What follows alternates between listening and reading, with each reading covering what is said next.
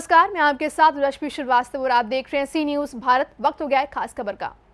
खबर ग्वालियर से है, जहां आज पहुंचे मध्य प्रदेश विधानसभा के नेता प्रतिपक्ष और कांग्रेस नेता उमंग सिंघार का बड़ा बयान सामने आया है।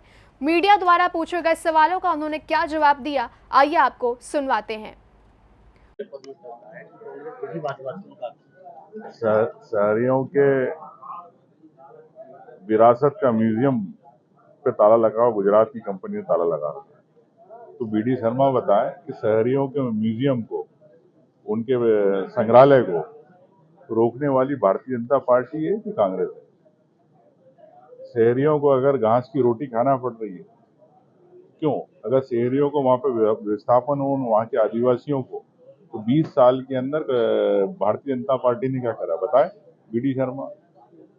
कांग्रेस ने हमेशा, चाहे ST SC हो, उनको हमेशा आरक्षण की बात करी।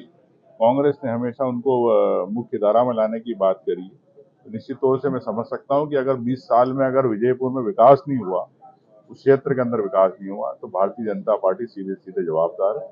मैं कहना राहुल गांधी के राजघरानों को लेकर एक बयान था, उनके लेख पर एक बयान सिंधिया ने भी कुछ करके कहा है कि राजघरानों का आजादी में भी सही। देखिए, मैं ये कहना चाहता हूँ कि ठीक है, सबका साथ था अलग बात है, लेकिन किसने शोषण किया ये आप जानते हैं। आप सब जानते हैं कि जिस प्रकार से वो कर्जे में डूब गए थे, जिनके पंप है, बाकी चीजें सब उनकी कर्जों में आ गई थी, तो आर्थिक स्थिति बड़ी खराब हो गई थी रावत जी की, और जनता के विश्वास को उन्होंने बेचा। निश्चित तौर से जनता इस बात को समझती है कि जो बिकाऊ है वो कभी टिकाऊ नहीं होते। इसलिए मैं समझता हूँ कि विजयपुर की जनता उन्हें घर भेजेगी। पिछले चुनाव में जो बहुत सारे बिकाऊ हो गए, आपके कहे मुताबिक वो टिक गए हैं, वो मंत्री बने दोबारा। देखिए, मैं आपसे यही कहना चाहता हूँ कि वैसे तो मुझे भी ऑफर आया था कि 50 करोड़ रुपए ले लो, आप कैबिनेट मिनिस्टर बन जाओ, तो मैं नहीं बिका। तो ये मैं समझता हूँ कि जनता जो आपको चुनाव जिताती है, उसके प्रति आपकी जवाबदारी होती है, उसके प्रति आपकी ईमानदारी होती है। तो अब जो बिक जाते हैं वो कैसे बाहर हो गए, कई लोग, आपको पता है, कई मंत्री हार गए, कई विधायक हार गए चंबल के अंदर। तो ये जनता है, जनता से बड़ा कोई नहीं है जो निर्णय करने में निर्णायक रहता है।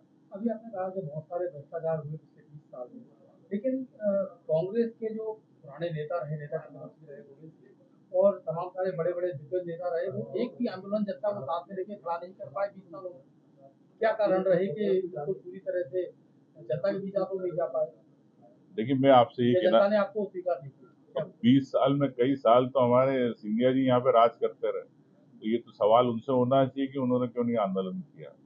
तो वो तो अभी गए, लेकिन मैं आपको विश्वास दिलाता हूँ कि अभी मैंने थोड़ी देर पहले भी कहा कि आपके ग्वालियर के मुद्दे जवाबदारी के साथ हम सब विधानसभा में इस बार आपको दिखेंगे, परिलक्षित होंगे, और आपको ग्वालियर की जनता को एहसास होगा कि ग्वालियर की बात उठाई गई। मैं पूरे मध्य प्रदेश की बात कर रहा हूँ कि 20 साल में एक भी बड़ा मुद्दा जिसे आदिवासियों को मुफ्त भी खिलाए गए और जो महिलाएं हैं, लड़कियां हैं, बच्चियों को भी हत्या की गई, लेकिन बावजूद इसके एक बड़ा मुद्दा नर्सिंग घोटाला हुआ, आरक्षक घोटाला हुआ और तमाम सारे ऐसे घोटाले, व्यापक घोटाला हुआ, लेकिन बहुत बड़ा कोई आंदोलन कांग्रेस नहीं खड़ा कर पाई जनता को साथ में लेके।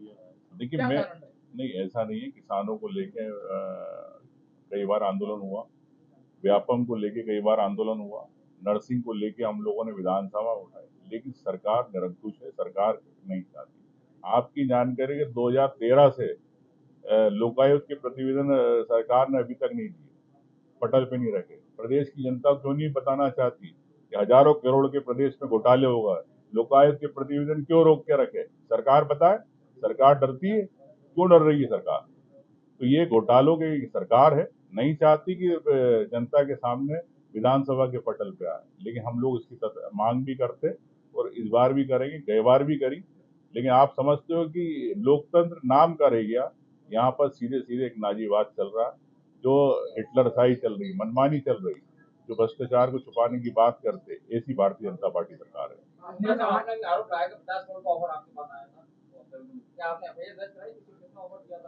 देखिए, अब आप आज तो मैं खुद कैबिनेट मिनिस्टर हूँ, नेता प्रतिपक्ष हूँ, नहीं, जब आपने तो हमारे को नहीं कराई, मतलब मैं आपसे वही कहना चाहता हूँ कि ये सब बातें उस समय की और मैंने उस समय मीडिया में खुले तौर पे कही थी। राजनीतिक बातें रहती है, मेरे नहीं, मैं समझ बहुत सीधा भ्रष्टाचार का मामला है इसमें। मैं इसमें या तो मैंने आप आपसे हमारे कहा योग ना को या तो आपने उसके अंदर मैंने क्या आरोप भी किया है? लगाया था खुलेआम, मीडिया में भी कहा था, आपने शायद मीडिया में देखा नहीं। नहीं, देखा नहीं, ऐसा ही सुना है, ऐसा ही बात कर रहा हूं। जी ठीक है, जी भाजपा दावा कर रही है कि वो रिकॉर्ड वोटिंग जीत रही है, आपकी कैसी चीज है बीजेपी, क्या मानना है? देखिए, निश्चित तौर से आज बीजेपुर के अंदर मजबूत स्थिति में है और मैं समझता हूँ कि वहाँ का वोटर कांग्रेस के साथ रहेगा, जैसा पूरा परंपरागत रहा है, तो निश्चित तौर से कांग्रेस वहाँ पे विजय होगी। आपके पुराने साथी हैं रामनिवास रावत, लेकिन आपने ये कहा कि बीजेपी का चुनाव छुपा गया है। ये अब इधर रामनिवास रावत जी से पूछेंगे क्यों गए, जब उन्होंने कांग्रेस पार्टी ने उनको कैबिनेट मिनिस्टर बनाया, सम्मान दिया, विधायक बनाया, हमेशा उनको सम्मान ही रखा। वो चंबल क्षेत्र के एक अच्छे वजनदार नेता थे, तो अब वो अपने व्यक्तिगत स्वार्थ के कारण गए। अगर जनता से पूछते, जनता नहीं बोलती कि आप बीजेपी में चले जाओ, ये तो रामनिवास रावत जी बताएं। ग्वालियर से सी न्यूज संवाददाता शिवम सिंह चौहान की रिपोर्ट। फिलहाल इस खास खबर में बस इतना ही। देश और दुनिया की तमाम खबरों के लिए आप देखते रहिए सी न्यूज भारत।